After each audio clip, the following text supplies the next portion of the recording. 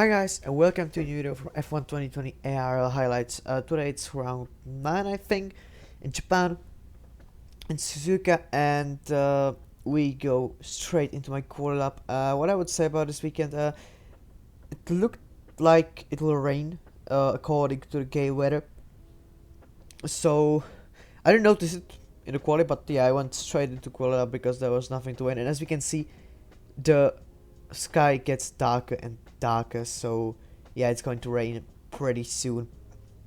So who gets a lap now is probably safe. Other people will be in a big trouble. So I wasn't pushing that hard because I didn't notice that it's going to rain, so I just wanted not to delete and do some like average lap. But yeah, it wasn't that bad. Here's Vega spinning, unfortunately for him, because he just can't get another lap after spinning, as we because there will be the rain. But now let's see what we can do. So you're already coming into the spoon. For now it was like without big mistakes, but it was slower than usual. Like yeah, it wasn't the 110% lap, but it wasn't that bad. There wasn't mistakes. Here's the first mistake, that was very bad. But yeah, what can we do?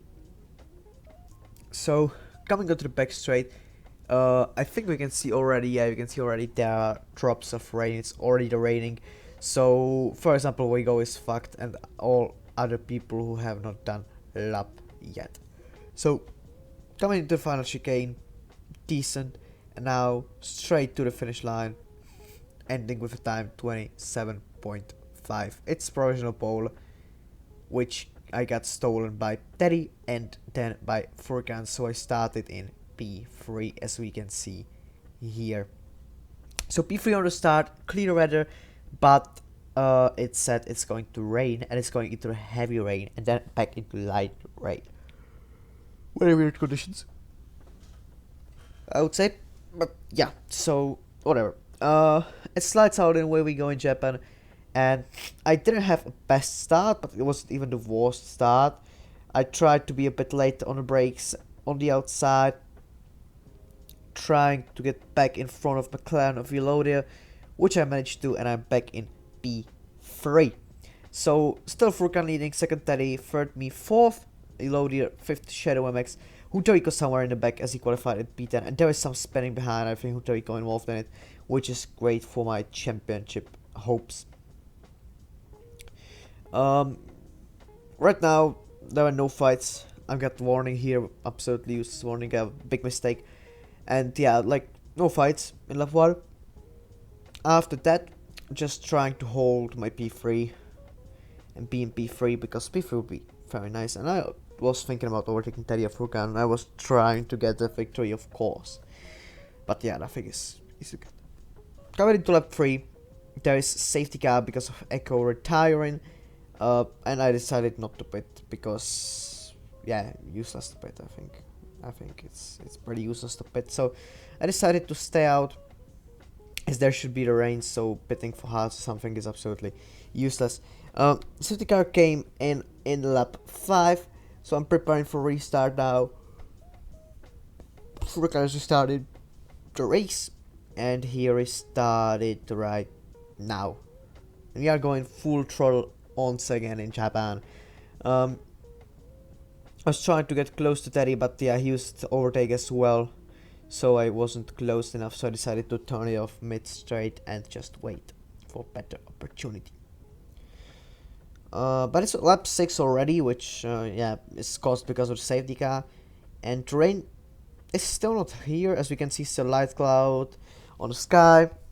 Still nice weather, very nice weather to race, but this will change pretty soon. I have to say. So coming into lap 8, as we can see, it's already dark, and we can spot drops of rain already, which means start to rain. And now, tough decision. Are we pitting or not? are we going for inters already in lap 8 or we wait one more lap? It's a difficult decision. For now the car was feeling good.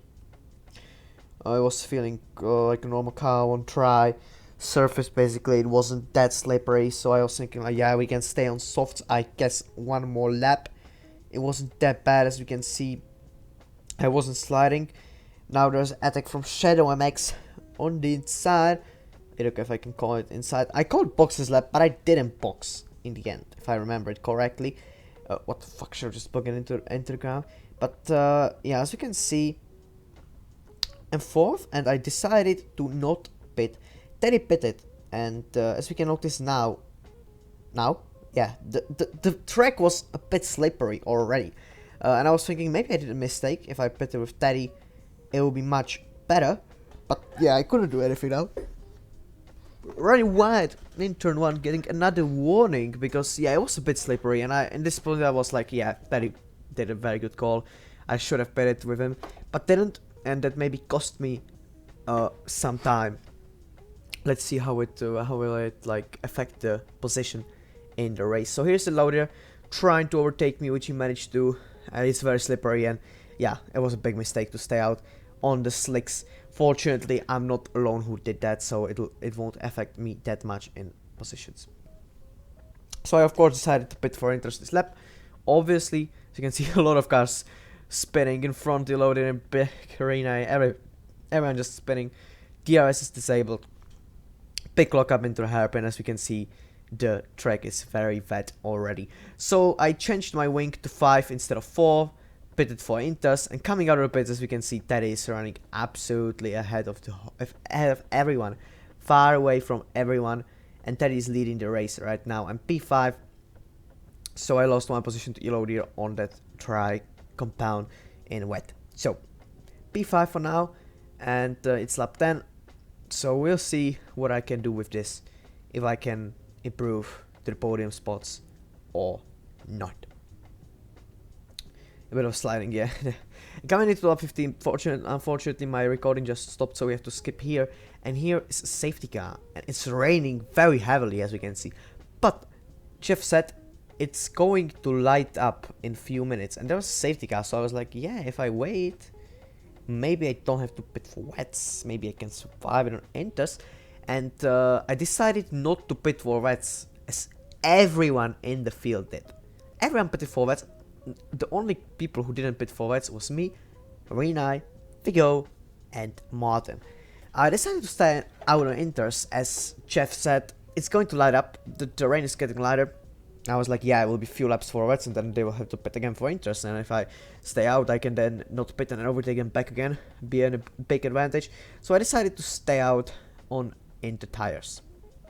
And I'm going to restart the race in full wet conditions on inters with limiter in lap 16, which is, limiter is not my friend, you all know it. And yeah, I was scared that I will spin it. But fortunately I managed to restart the race pretty well. Yeah, it was slippery a lot, because yeah, well, like racing with inters and with full wet conditions is very slippery. So coming on restart there was a few slides, but now going to turn 1, running wide a bit. Fortunately managed to stay on track. Rena drove a bit wide, and I'm losing first position to first wet runner, and it's Shadow MX. But now I was calm, as I was like, yeah, if the rain just calms down, they have to pit again, and I will overtake them on pits. So I wasn't like frustrated or stressed or something, and I was just driving my own race, trying to keep it on track, don't DNF this, and manage to stay in this spot. If I will be first inter runner, I can actually get into the lead of the race then, and win the race possibly. So this was my goal right now. But yeah, the vet runners were very fast, and as you can see, Shadow is already 3 seconds ahead of me. And I was starting to have doubts about this strategy, but we'll see if it's going to pay off. There's yellow behind, no safety car, no VSC. Elodie is very close on me, trying to overtake me. He's going rowdy outside before Spoon, and he's through, because these vets were absolutely on another level compared to inters, obviously. So I had to give up the position, and another guy attacking me is Furkan Simsek. Yeah, it was pain. This was painful, but yeah, I knew this can pay off, this painful strategy. So lap 17, end of lap 17, I lost already 3 positions and I'm losing like 8 seconds to Shadow MX. And I'm really hoping that this strategy will pay off. I'm really do. Trust me. So coming into the chicane, I'm close to Martin. Furkan is already 1.5 ahead. I nearly spin it again because it was very slippery on these inters. Martin is actually trying to overtake me in full wet conditions in the inters. That's very risky, honestly. This is very risky to overtake on these inters, so I let him go. He actually managed to stay on track. This was a good move by him, I have to admit. And now I'm P5 being attacked by Teddy, and I'm just letting him through. He's on wets. Now I got a bit of a slip. I touched Sam. That didn't affect him, fortunately, and then he bent it. So unfortunate for Sam. I'm P6. Behind me is Hunterico, the title, the leader of the championship. Right now I'm P7 on wets, so he has to pit again. I closed him there because of a spin, which I'm saying sorry to him. And now this is a penalty because I'm not sure if there was a touch. Stewart said there wasn't a touch. Yeah, I think there wasn't when I'm looking on it again, but after the race I thought there could be a touch, so I just reported it. If there was a touch, they can remove it. They didn't. And now Hunterico is getting through on me into the hairpin. And I'm really asking Jeff, what the hell is happening? When is it going to be on interest? As you can see, the drops are a bit lighter. There is less drops than a few laps ago, so it's starting to light up. And in lap 20, my pace is similar to vet runners.